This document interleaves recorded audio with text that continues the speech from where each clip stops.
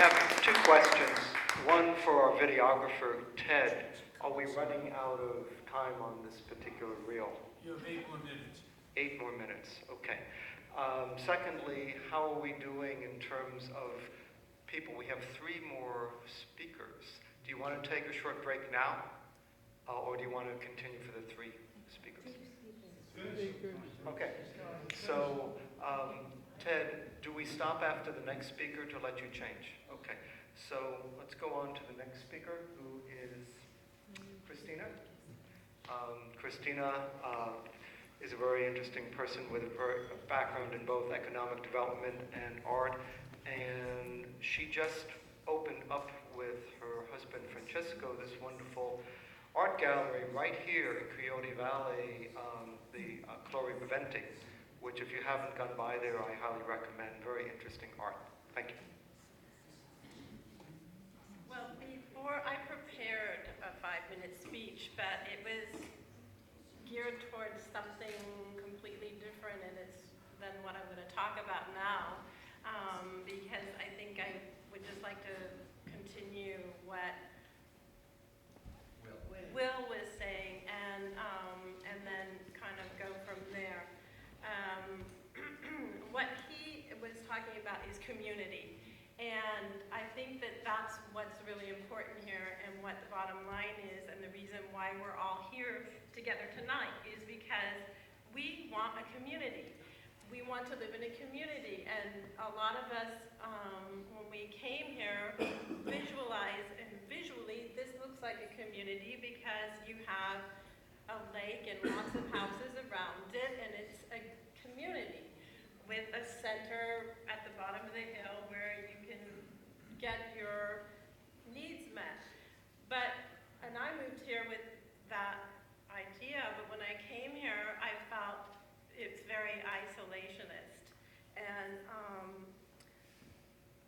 it was really hard to make any inroads into a community when people don't really want to engage.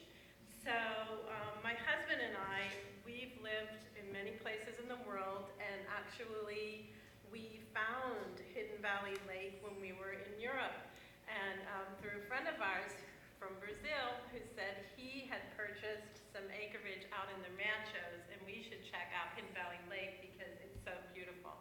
And I'm actually from the Bay Area, but my husband's Italian. So we went online, and when we came back to the States in 2009, we came up here and looked at about 10 houses and fell in love with the place, and it was affordable.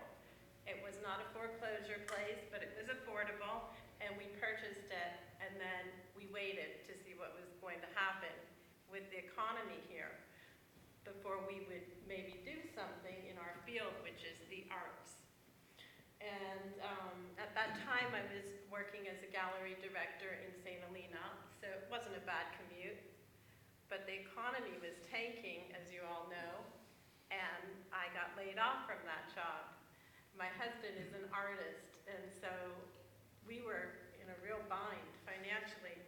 And it took me about 2 years to actually figure that out. And I did a bunch of freelance work, and I ended up now working in economic development for startup businesses for a Native American tribe in Mendocino County, which is what I do now. And that has allowed us to open this very small gallery right here in Hardisters Plaza. And you'll see it if you drive by. It's right next to Mountain High. And at this time, we're showing my husband's work. It's a very particular. He's an Italian artist. He works with glass and mosaic, and that's what we have right now. This is successful, and it is a risky business here in this community, and I'll go into that in a minute. Then we'll start showing other artwork. But at this time, we're just doing a test run to see if the community will sustain the business. So I'm going to pull out some notes, and I'm going to talk about the reason why I think it's so important for art to be a basic And one of the reasons that comes to mind right away is that art inspires cultural diversity and it creates culture. And when you have that in any given community, you have the potential for an increased economic benefit to your community. Once you introduce art, then you introduce a whole other element and understanding into your community, which creates a different kind of economic demographic. And so I've been spending over 30 years living in different countries and creating that type of situation. In fact, I lived in France for many years, and one of the most successful combinations of art and economic development that I've ever participated in was there. And they have a government-sponsored program, and it essentially translates to community of art and occupation. And there are a number of different towns and large cities in France that do this. And my husband and I participated for 4 years in one, and that is, it can happen in any community. That is that the community actually supports the arts by providing low rent facilities for artists and art communities to animate their environment and their community. And what this does is it completely elevates the level of your economic benefit because you attract tourism.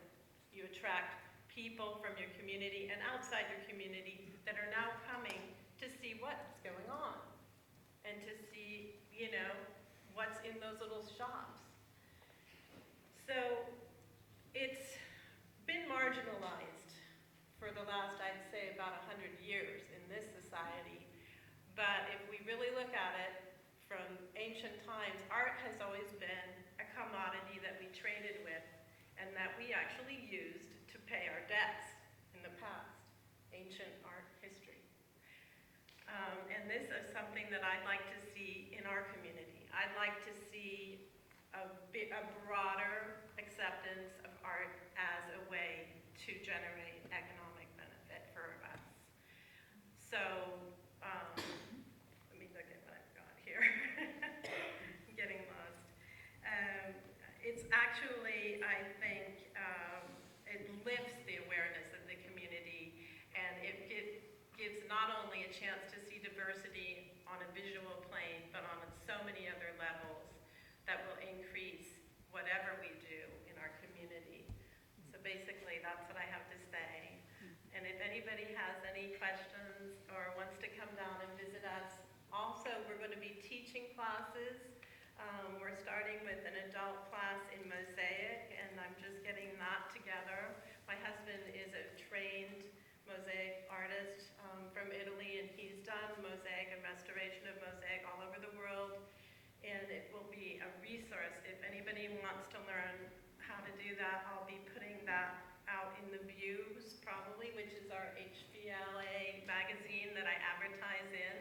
And I will also be putting that out on the web and on the various billboards and things that we have. So, keep your eyes open. We don't have a lot of places to communicate. That's one of the reasons why, a lot of people feel so isolated here. I think one of the people that talked in the beginning was talking about communication, and it's so important to be able to have a resource like this, a group of people that get together and share.